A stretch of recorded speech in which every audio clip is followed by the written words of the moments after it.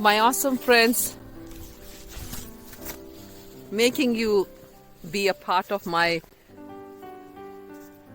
beautiful world right now.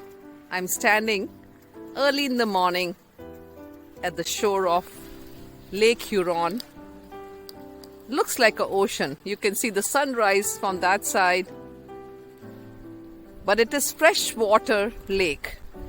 We had traveled all along Lake Michigan yesterday to reach here for our family vacation. And I feel so honored to be witnessing what Mother Nature has created. On one side is the national forest, tall palm trees, and here I am at the grandeur. While meditating, I was thinking about each one of you. I hope your life journey brings you to places like this where you can experience the grandeur.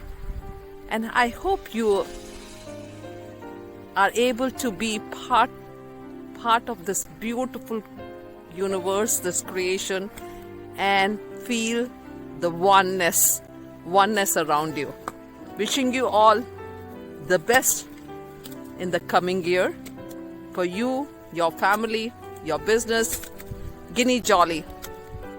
Always praying and wishing you the best.